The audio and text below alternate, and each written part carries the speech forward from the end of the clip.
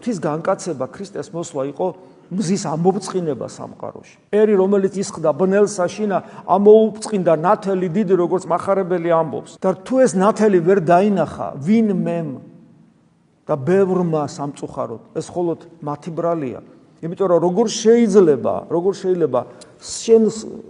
გულის ყურს მისწოდეს ხმა რომ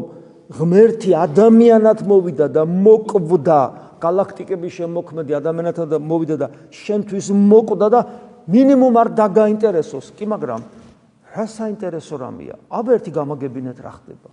და რატომ არ ინტერესდება ადამიანი რატომ არ სვავს ამ კითხვას იმიტომ რომ ეს ხო უკავშირდება შენს პერსონალურ მარადიულ სიცოცხლეს და ადამიანის სულელი ხომ არ არის კაცო ესე იგი წარმოედგინეთ შენ ხარ ცოცხალი გინდა რომ სიცოცხლე სულ გქონდეს უცებ გესმის რომ galaktikების შემოქმედი მოვიდა ადამიანად შენთვის შენი ცოდვების გამო პირადად შენთვის მოკვდა რომ შენ მარადიულად იცოცხლო მისი შვილის სტატუსით ღვთისშვილის სტატუსით ოდნავ ინტერესსაც კი არ გამოხატავ რომ მართლა აბა რა ხდება და მეტიც ცინიზმით აღიჭურვები ამ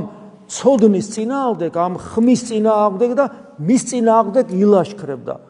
კითხვა ხო ჩდება რა სულელი ხარ ადამიანო რატო აკეთებ ამას ესე იგი წარმოგიდგენიათ ადამიანში ეგოიზმი ეს დემონური სიამაყე და ამპარტაუნება ისეთი სისავსით არის ჩადებული რომ მას თვით გადარჩენის ინსტინქტის კი ჩამკვდარი აქვს და მარადიული სიცოცხლისკენაც ვერ იყურება იმდენად ძლიერია ჩემი ეგო რომ მე ვარ ჩემი თავის ღმერთი და არავინ არ მჭირდება ხო ამის დეკლარირებას ესე კი არ ახდენს ამის დეკლარირებას ახდენს ცხოვრების წესით სხვადასხვა ფილოსოფიური თუ რელიგიური სისტემებისადმი მიკუთვნობით საკუთარი თავისა და ასე შემდეგ მაგრამ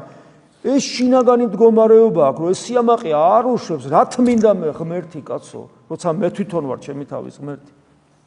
რა თმინდა მე ღმერთის ნებით ვიცხოვრო როცა მე მაქვს ჩემი ნება და ჩემი სიმართლე